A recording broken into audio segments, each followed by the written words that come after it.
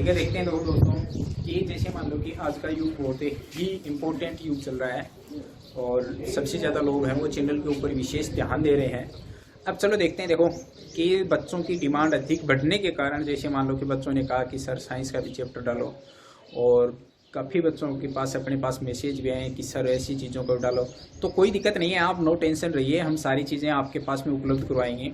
अब देखते हैं, देखो साइंस का टॉपिक है जो देखो आजकल प्रत्येक एग्जाम के अंदर पूछे जाते हैं साइंस के क्वेश्चन। पटवारी है उसके अंदर भी साइंस के क्वेश्चन आते हैं, राजस्थान पुलिस में भी साइंस के क्वेश्चन आते हैं। ठीक है, जो भी एग्जाम आप देते हो CGL लेवल का या SSC लेवल का या कोई भी बैंकिंग लेवल का कोई भी एग्जाम देते हो तो उसके अंदर अपने को साइंस पूछी जाती है। आज देखो साइंस का स्तर भी दिन प्रतिदिन बढ़ता जा रहा है। पहले नॉर्मल क्वेश्चन पूछे जा रहे थे, आज बहुत ही कठिन क्वेश्चन पूछे जाते हैं साइंस के अंदर। देखो राजस्थान पुलिस के अंदर पिछली बार जितने भी बच्चों ने पेपर दिया उसमें से ऐसे मान लो कि उन्होंने ये देखा गया कि साइंस का जो ब पार्ट आता था उसमें काफ़ी बच्चों ने असफलता हासिल की, क्योंकि अधिकतर बच्चे थे वो ब भाग में रह गए, और जो बच्चे ब भाग में पास हो गए वो आज जॉब कर रहे हैं। और वो पास किसके वजह से हुए? वो साइंस की वजह से पास हुए, और साइंस की वजह से जैसे ही वो पास हुए तो आज सोच के देखो कि वो बच्चे जॉब कर रहे हैं और अपन उनकी तरफ से देख रहे हैं। तो हमें ये नहीं देखना है कि कौन बच्चा क्या कर रहा है क्या नहीं कर रहा है, अपने को तो केवल अपना अध्ययन करना है। बच्चों आज के दिन जैसे मान लो कि कोई भी आज प्रैक्टिस के एग्ज़ाम देते हैं तो वो अपने को मेहनत मांगती है, और जैसे ही मेहनत मांगी जाती है तो उस मेहनत के अकॉर्डिंग ही अपने को क्या करना पड़ता है? कार्य करना पड़ता है। और जैसे जैसे अपन कार्य करते जाएंगे वैसे वैसे अपन को क्या होते जाएगा? रूटीन बढ़ता जाएगा। प्यारे दोस्तों, जितने भी आपको क्वेश्चन दिए जाते हैं या आपको मोस्ट इंपॉर्टेंट क्वेश्चन लगते हैं तो उन क्वेश्चनों को अपनी शीट के अंदर क्या कर लेना? तैयार करते रहना, या अपन खुद हैं तो आपको शीट उपलब्ध कराई जाएगी। मैंने आपको ये भी कहा था कि प्रत्येक चैप्टर की आपको शीट मिलेगी, और वो ही शीट आपको क्या करना पड़ेगा? पढ़ना ही पड़ेगा। चैप्टर मिलेगा, शीट मिलेंगी, करंट शीट भी अपन क्या करते हैं? अपलोड करवाते हैं। तो प्यारे दोस्तों, आप पढ़ते रहना, हमारे मैसेज या कमेंट करते रहना। और जैसे हम कमेंट देखते हैं तो देखो बहुत सारे लोगों ने कमेंट भी कर रखे हैं, तो उन कमेंट के आधार पर अपन क्या कर देंगे? PDF फाइल भी आपको क्या कर दी जाएगी? सेंड कर दी जाएगी। YouTube चैनल के ऊपर अपना हम नंबर छोड़ देंगे, उस नंबर के ऊपर आप क्या कर देना? व्हाट्सअप मैसेज कर देना, जिसकी वजह से अपन क्या कर देंगे? आपको PDF फाइल सेंड कर देंगे, या प्रैक्टिस शीट है हम आपको सेंड कर देंगे, और वो प्रैक्टिस शीट आप घर के ऊपर बैठ करके क्या करेंगे? सोल्व करेंगे, जिसकी वजह से आप क्या पालोगे? सफलता पालोगे। देखो आज हम साइंस का चैप्टर पढ़ेंगे। देखो साइंस ही एक ऐसा चीज़ है जो मानव युग को क्या कर सकता है? आगे तक ला सकता है। इस चीज़ के अंदर देखते हैं, देखो साइंस की क्या प्रगति है क्या नहीं है अपने बारे में पूछा जाता है।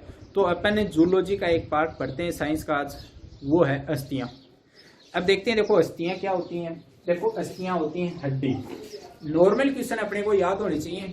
जो भी क्वेश्चन होता है देखो एकदम बहुत इजीली क्वेश्चन होते हैं, तो वो क्वेश्चन अपने को याद होने चाहिए। देखो कैसे कि मानव शरीर के अंदर कितनी हड्डियां होती हैं? 206 हड्डियां होती हैं। एक वयस्क मानव होता है, वयस्क, और वयस्क जो मानव होता है उसके शरीर में 206 हड्डियां होती हैं। अब पूछा जाता है कि एक बच्चे में कितनी हड्डियां होती हैं?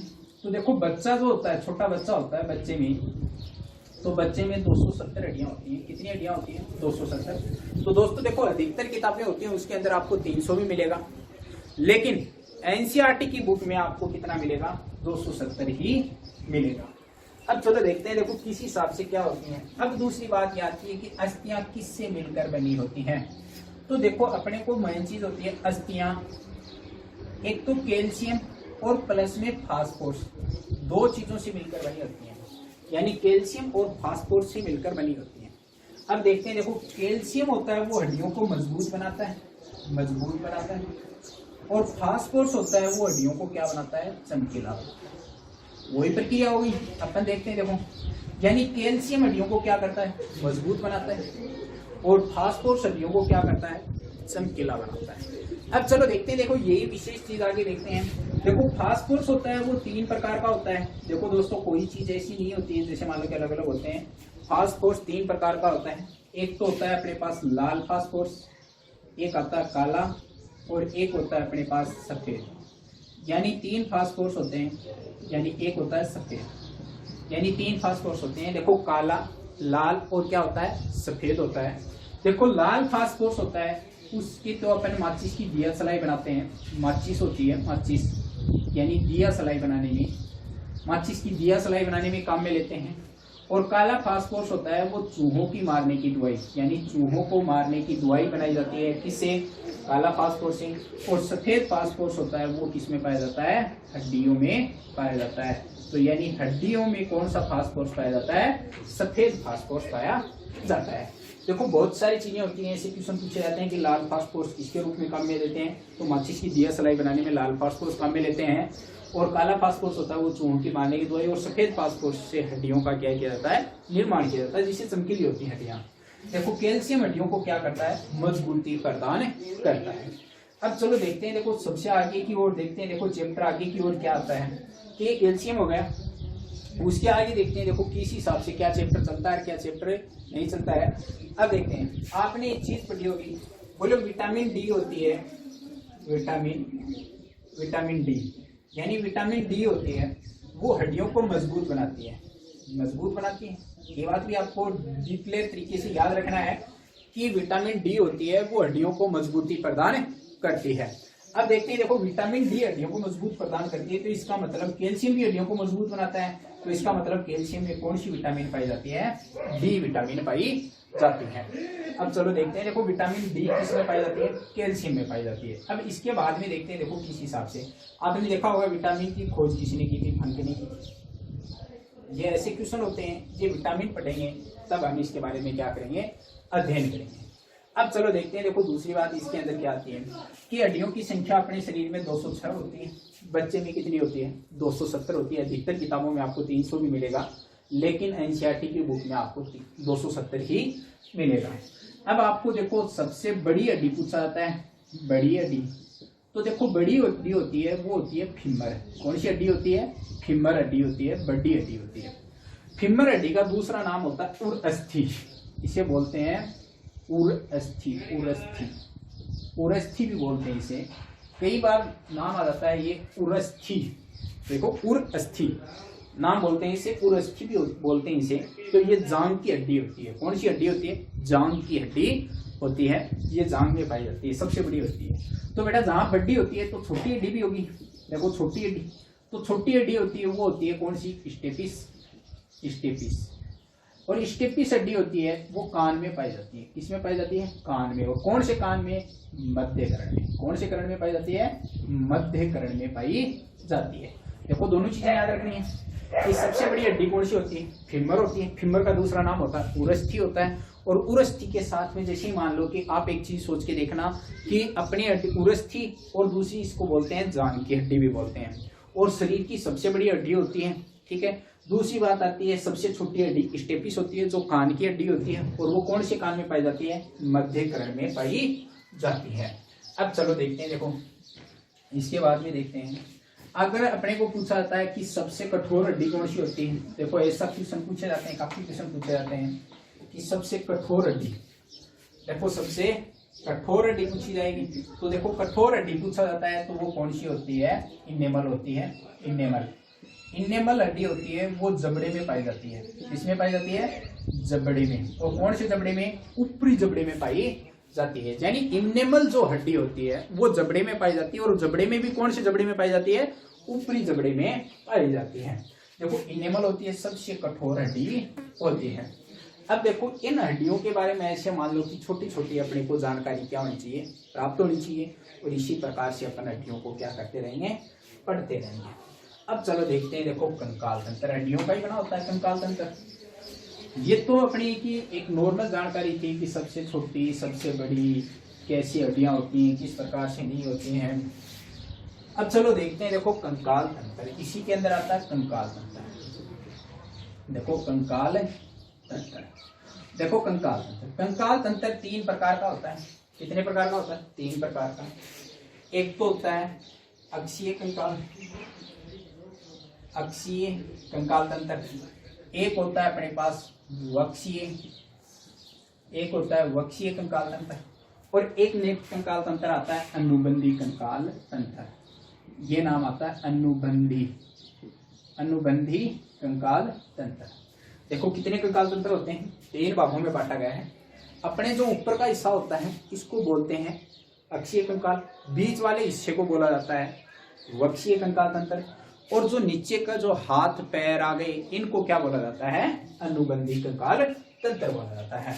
अब चलो देखते हैं, देखो अक्षीय कंकाल तंत्र, यानी अक्षीय कंकाल तंत्र में क्या क्या शामिल होता है। एक तो खोपड़ी शामिल होती है, खोपड़ी, और प्लस में क्या शामिल होता है, रीढ़ की हड्डी, यानी रीढ़ की हड्डी, रीढ़ की हड्डी शामिल होती है, यानी दो चीजें इसके अंदर शामिल की जाती हैं। अब चलो देखते हैं, देखो अक्षीय कंकाल तंत्र से किस हिसाब से की जाती है। तो देखो ये अपना जो सिर होता है ये इस प्रकार से होता है, तो इसकी आकार होता है ना, आकार, अगर अपने को क्या पूछा जाए, आकार पूछा जाता है, आकार, तो इसका आकार होता है वो एक प्रश्नवाचक चिन्ह की तरह होता है, यानी इसका आकार किसकी तरह होता है, प्रश्नवाचक चिन्ह की तरह होता है। अब चलो देखते हैं, देखो एक खोपड़ी के अंदर होता है, खोपड़ी में, तो खोपड़ी में कितनी हड्डियां होती हैं, 14 हड्डियां होती हैं। खोपड़ी में कितनी हड्डियां होती हैं, 14 हड्डियां होती हैं। चेहरे में 14 हड्डियां होती हैं। देखो अपने को पूछा जाता है चेहरा, तो चेहरे में कितनी हड्डियां होती हैं, 8 होती हैं। खोपड़ी में 14 होती हैं, और रीढ़ की हड्डी होती है वो छोटी छोटी 33 प्रकार की अस्थियों से मिलकर बनी होती है। इस प्रकार अक्षीय कंकाल तंत्र में कुल 80 हड्डियां होती हैं। कितनी हड्डियां होती हैं, 80 हड्डी होती हैं। अक्षीय कंकाल तंत्र में कुल कितनी हड्डियां होती हैं, 80 हड्डियां होती हैं। अब देखते हैं, देखो 80 हड्डियां किस प्रकार से,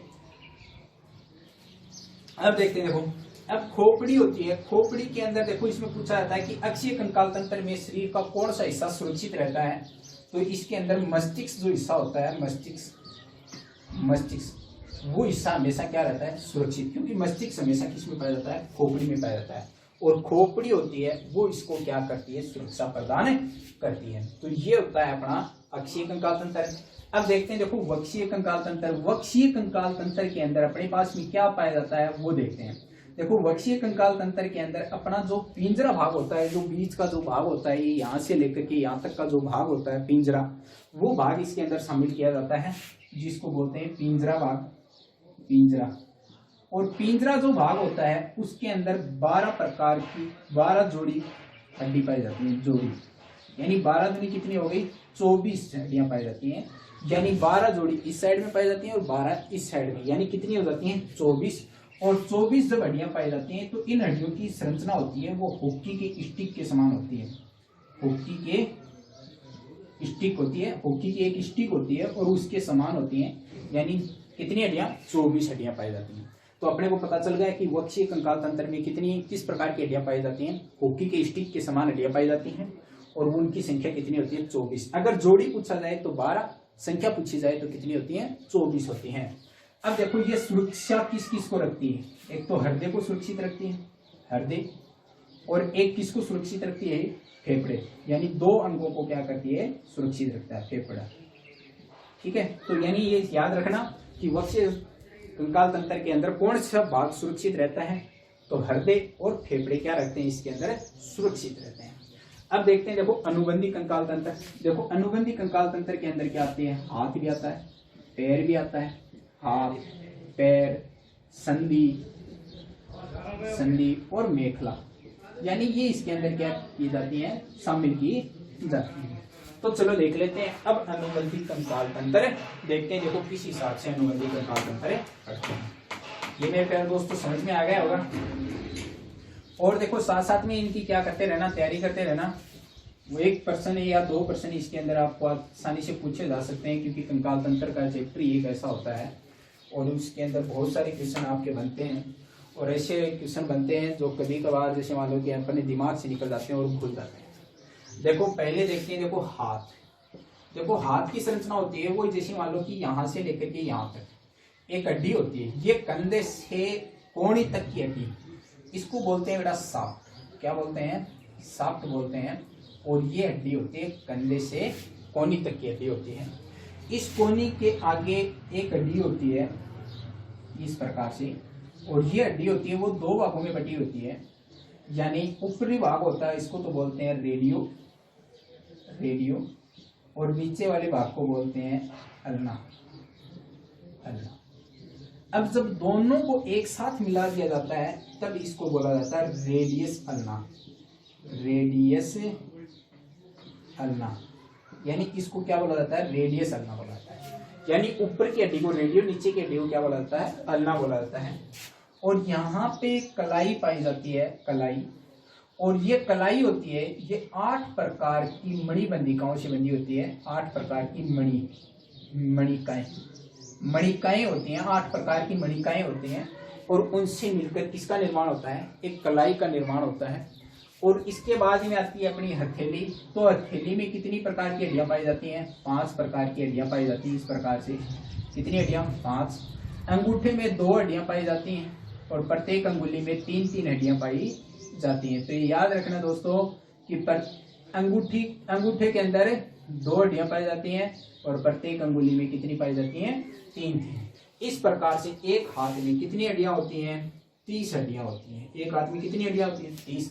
देखो दोस्तों देख लेते हैं, देखो 1, 2 और 3, 8 और 3 कितने हो गए, 11। देखो सीधे से 8 और 3 कितने हो गए, 11। 11 और 5 कितने होते हैं, 16। 16 और 2 18, 18 और 6 कितने होते हैं, 24। 24 और 6 कितने हो गए, 30। यानी एक हाथ में कितनी हड्डियां होती हैं, 30 हड्डियां होती हैं। अब देखते हैं, देखो पैर की संरचना। ये तो था अपना हाथ, और हाथ के बाद में क्या होता है, पैर। देखो पैर वाला और देखते हैं कि पैर किस प्रकार से बनता है। तो देखते हैं, देखो पैर यानी अपने कोल्ले से लेकर के घुटने तक की एक हड्डी होती है और इस हड्डी का नाम होता है फीमर। मैंने आपको बताया भी था, फीमर यानी फीमर होती है वो शरीर की सबसे मजबूत हड्डी होती है, ठीक है। और इसके बाद में आता है यानी नीचे घुटने से एडी तक, यानी ये घुटना हो गया एडी तक, इस प्रकार से, ठीक है। ये 2 भागों में बटी होती है। इस अंदर वाली हड्डी को तो बोलते हैं फिबुला, और इधर वाली हड्डी को बोलते हैं टीबिया। क्या बोलते हैं, टीबिया। यानी दोनों हड्डियां होती हैं जिसको बोलते हैं टीबिया, फिबुला। यानी अंदर वाली हड्डी को फिबुला बोलते हैं, बाहर वाली हड्डी को बोलते हैं टीबिया, ठीक है। तो यहाँ पे एक कई बार पूछा जाता है कि सबसे अधिक भार ढोने वाली हड्डी कौन सी होती है, तो टीबिया होती है। याद रखना, विशेष तौर से काफी बार क्वेश्चन पूछा जाता है कि सबसे अधिक भार ढोने वाली हड्डी, भार ढोने वाली हड्डी कौन सी होती है, टीबिया होती है। यानी सबसे अधिक भार ढोने वाली हड्डी कौन सी होती है, टीबिया होती है। अब इसके बाद में देखो तलवे का निर्माण होता है। तलवे के अंदर भी 5 ही हड्डियां होती हैं। कितनी हड्डियां होती हैं, 5 ही होती हैं बेटा, ये भी याद रखना आप। तलवे के अंदर कितनी हड्डियां होती हैं, 5 हड्डियां होती हैं। और मैंने आपको बताया कि अंगूठे में कितनी होती हैं, 2 होती हैं, बाकी सब में कितनी होती हैं, 3-3 हड्डियां होती हैं। कितनी हड्डियां होती हैं, 3-3 हड्डियां होती हैं। तो इस प्रकार से जैसे मान लो कि हड्डियों की संख्या अपने को याद रखना है। तो देखो ये सबसे ज्यादा पूछा जाता है कि एक पैर के अंदर, ये देखो जो टखने का निर्माण होता है यहाँ पे, ये 7 प्रकार की अस्थियों से होता है। कितने प्रकार की, 7 प्रकार से। कई बार पूछा जाता है कि टखने की हड्डियों का निर्माण कितनी अस्थियों से मिलकर बना होता है, तो 7 प्रकार की अस्थियों से मिलकर बना होता है। अब चलो देखते हैं, देखो पूरे पैर के अंदर 29 हड्डियां पाई जाती हैं। कितनी हड्डियां पाई जाती हैं, 29। क्योंकि पैर की और हाथ की हड्डियों में एक थोड़ा सा विशेष एक हड्डी कमजोर हो जाती है। वो कहाँ होती है कि जैसे मान लो कलाई तो 8 प्रकार की होती है, लेकिन टखने में कितने प्रकार की हड्डियां होती हैं, 7 प्रकार की हड्डियां होती हैं। अब ये तो हो गया पैर। इसके बाद में आता है बेटा संधि। देखो संधि के अंदर देखते हैं, देखो संधि 2 प्रकार की होती है।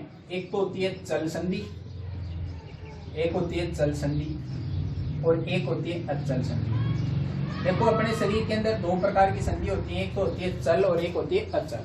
देखो चल संधि कौन सी होती है, जो अपनी इच्छा के अनुसार चलती हो। जैसे अगर मैं हाथ को ऐसे घुमाऊं तो ये मेरी कौन सी संधि होगी, चल संधि। मेरी इच्छा के अनुसार चल रही है। जैसे मान लो मैं इसको घुमाऊं तो मेरी इच्छा के अनुसार है, गर्दन को घुमाऊं तो वो भी मेरी इच्छा के अनुसार है, हाथ को घुमाऊं तो वो भी मेरी इच्छा के अनुसार होती है।